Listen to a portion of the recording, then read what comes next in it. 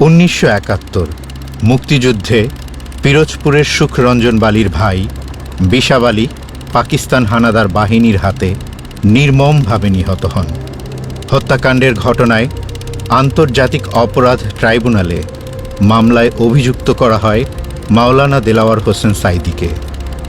মামলায় সাক্ষী হিসেবে সুখরঞ্জন বালির কাছ থেকে আশা করা হয়েছিল তিনি যেন নিজের ভাইয়ের হত্যাকাণ্ডের মামলায় দেলাওয়ার হোসেন সাঈদীর বিরুদ্ধে আদালতে সাক্ষ্য দেন।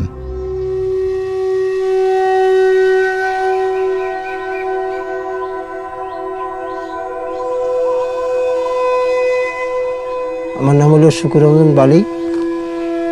আমি ওই বড় বড় ঘর তুলতাম। আমি নদীতে ট্রলার মাছ ধরে ট্রলার গড়তে পারতাম। 70 মাস পরলে আমি শিবই আমি ঘুরতাম। আর এখন বর্তমানে আমি সবারই আরাধনা করি। আমি বেশিরভাগ যে বাবা লোকনাথ আছে ভিতরে, তারই আমি হৃদয়ের ভিতরে সবসময়ের জন্য জপনা, আমি তার অনুসারে আছি।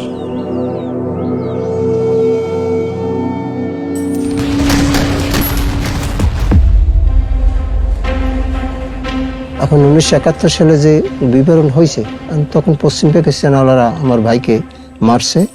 সাঈদী সাহেবের চিনছি আমরা, এমপি আসছে পর তখন তাকে চিনছি, তাছাড়া তাকে আমরা নামও পাইনি আর তার আমরা চিনিও নাই। এই তার নামে মিথ্যা মামলা বাজে লোকে সে সাজাইয়া দেশে। রাজলক্ষ্মীতে যখন আমি সাক্ষী দিয়ে গেছি, তখন আমাকে নিয়ে গেছে টেরিমিনাল অফিসার। আমার সামনে বসে আমার কাছে জিজ্ঞাসাবাদ করতেছে, তুমি কি জানো সাঈদী সাহেবের বিষয়ে? সে একজন ভালো লোক, সে যখন এমপি ছিল তখন আমরা মায়ের কুলে আমরা ঘুমাইছি। সে এইরকম পরিস্থিতির সে আমাকে রাখছে ভালোভাবেই। আমি তার নামে আমি মিথ্যা কথা বলতে হবে, এই কথা বলতেছি। এর মধ্যে পিছনে আপনার যারা এই নাটক তৈরি করছে, হেইরে আমার এখন বসে রাজলক্ষ্মীতে বসে আমাকে মারধর করছে। আমি বলছি, না, তোমাদের খাওয়া খাইয়ে আমি আসি নাই, আমি যারে দেখি নাই, আমি শুনি নাই, আমি হেরে বলার মতন আমার কোনো শক্তি নেই। কারণ আমরা যা বলবো এইটাই বলবা সাঈদী সাহেব মাসুম আমি মিথ্যাটা বলতে। এইরকম কই আমাকে কয়েকবার আমার মারধর করছে। আমি জ্বালা সহ্য না করিয়া আমি ওইখান দিয়ে আমি উঠে আসছি। বাড়িতে চলে গেছে, তো রাত্রে আমাকে অনেক টাকা নিয়ে আসছে লোকজনে। আমি টাকার ভুক্তভোগী না বলে টাকাগুলো নিয়ে পরে যা গাড়ি দেবো বাড়ি দেবো অনেক কিছু আমার লোভ দেখাইছে। আমি কোনো লোভে পরিবর্তন হইনি। আমি ক্ষুদিরামের মতন আমি মরে যাবো, আমি মিথ্যা কথা আমি বলতে পারবো না, আমারও তো মরতে হবে।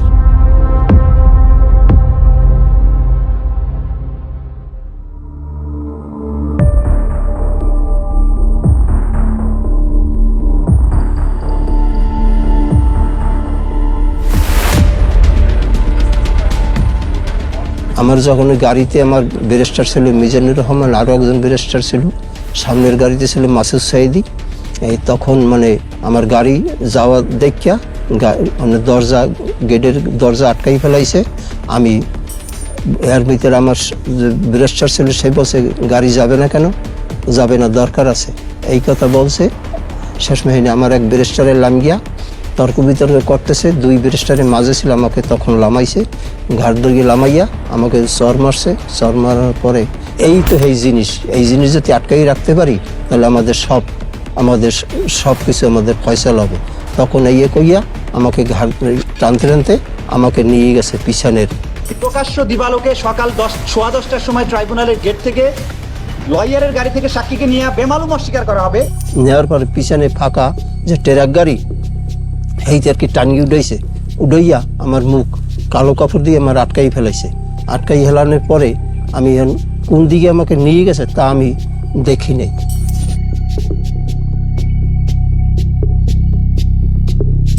তা এরপর গাড়ি থামছে, থামার পরে গাড়িতে লামাইয়া চক্ষু বান্ধ অবস্থায় ঘরের ভিতরে ঢুকাইছে। এরপর কিছু সময় পরে একটা আলো আসছে, এই আলো ওই ধরাই থুইয়া তারা যার যে চলিয়ে গেছে, কোথায় গেছে তা আমি বলতে পারি না। আমাকে 10 মিনিট 15 মিনিট এরকম আমাকে কারেন্ট শর্ট দিত। আর সামনে টাকা দিত, কালে টাকাগুলো নে শুধু হুজুরের নাম বলি। না, আমার পক্ষে বলা সম্ভব না, যারে দেখি নাই আমার পক্ষে বলা সম্ভব না। আমি কেউ আমার বাপ ভাই না, আমি মিথ্যাটা কেন বলুন? তোমরা যা দিতেছো সব অবৈধ টাকা, আমিও চাই না।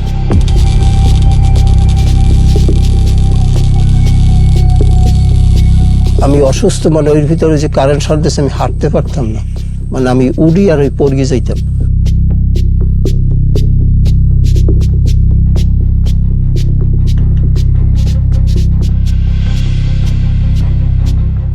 সাতাশ তারিখ ওই ভিতরে বাইর করে গিয়া বলছে কি তুই যে দেশে তোর বাড়ি সেই দেশে দিয়াম, এই আমার লালস দিয়ে ওইখান দিয়ে এবার আমাকে চক্ষু বান গিয়া আমাকে বাইর করছে। ফলে তোরে তাহলে কোন জায়গায় দিলে তুই যাইতে পারবি? আমাকে বলছে তাহলে যদি আপনারা যাবেন কোন পথ নিয়ে গাড়ি, যদি বাগেরহাট হয়ে যদি যান তাহলে আমাকে ওই বাগেরহাটের যে কোনো সীমান্ত দিলে আমি ওইখান থেকে বাড়ি আসতে পারবো। এই কথা কই আমাকে গাড়িতে উঠাইছে, কিভাবে চক্ষু বান গিয়ে উঠাইছে। হেনে গাড়ি থামানোর পরে আমাকে কইতেছে করে লাম গাড়ি দা, মুখ খুলিয়ে দিয়েছে, মুখ খুলিয়ে দিয়েছে। আর গাড়ির পাশেই মানে আমার সমস্ত দিনে আমি পেশাব করি, মানে পেশাবে আমার পেট আমার ফুলিয়ে গেছে। তখন এই গাড়ির পাশেই আমি পেশাব করছি। পাশে বইসকেই দেখি যে মানে বাগানের ভিতরে একটু পথ, এই পথের ওখান দিয়া মানে ওই পাশে দেখা যাইতেছে বিসি বসা।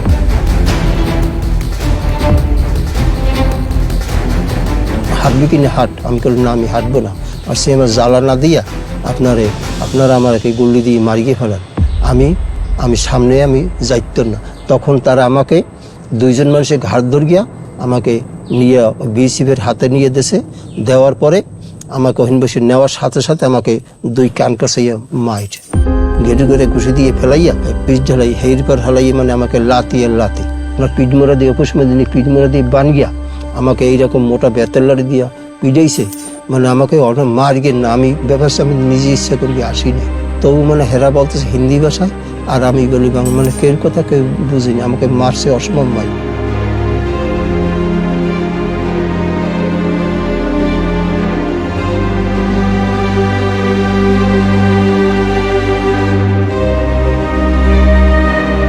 সাতাশ তারিখে এই ঘটনা। ওইখান দিয়ে আপনার নিয়ে সরুনগর থানায়, ওইখানে রাত্রে আমাকে রাখছে। ভোর 5টার সময় আমাকে নিয়ে আসছে ওই মেডিকেল দিয়ে নিয়ে আসছে বসিরহাট কোর্ট বা জেল। ওইখানে আমাকে রাখছে 22 দিন। 22 দিন আমাকে দমদম কারাগারে নিয়ে গেছে। আমি খুব অসুস্থ। ওই পাতলা যে আপনার ওই টিনের প্লেট আছে 4 কাপের নিচে দিয়ে ওই দীর্ঘ 1 প্লেট ভাত খাইতেন ডেলি দুপুরের সময় 12টার সময়। আর ওই 2 লিটার পানির বোতল, ওই 5 বোতল 6 বোতল পানি খেয়ে থাকতাম। আপনার দূর সম্পর্কে আমার ভাগ্নে পাইছি ওই দমদম কারাগারে, তার কাছে আমি আমার বিবরণগুলো বলছি। সে আমার বাংলাদেশে আসছে, আসার পর আমার বাড়ি স্ত্রীর কাছে বলছে। তারাই আর কি আপনার গেছে, যাওয়ার পরে বিশ্বের মানবাধিকার সংস্থায় মানে বিভিন্ন দেশের লোক আমাকে সহযোগিতা করছে। তার অনুসারে আমি বাংলাদেশে আমি আসছি।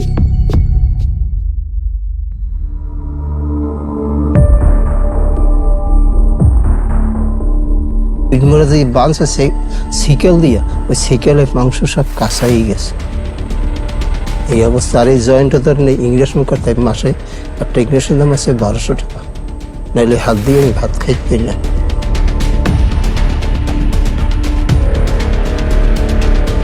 আমি কোনো কথা সততা নিয়ে আস কথা আমি কিছু এই কষ্ট করলাম, এই কষ্ট থেকে এইভাবে কিছু জীবনটা কিন্তু আমার যাবে। আজ কত বছর চিন্তা করি, 14-15 বছর আমি কিন্তু এই দুরবস্থায় আছি।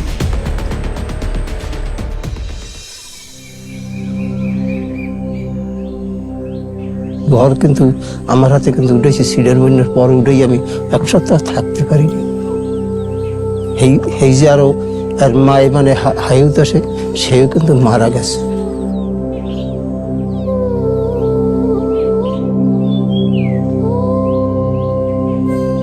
আমার জন্য শোকে, তারপর শেষ।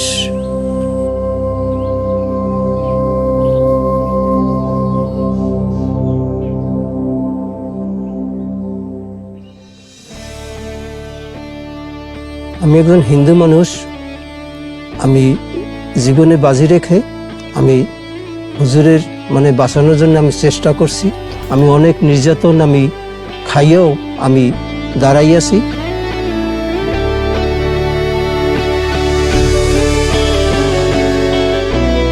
আমার এই জন্মস্থান আমার ভালো লাগে। হিন্দু মুসলমান সবাই যদি আমার এক লগে আমরা চলাফেরা করি, আমরা খুব সুন্দর লাগে। এই দিয়ে মানে কোনো যেন বিশৃঙ্খলা না হয়, আমি যাতে শান্তভাবে থাকতে পারি, এই সবাইকে আমার এই আকুল আবেদন।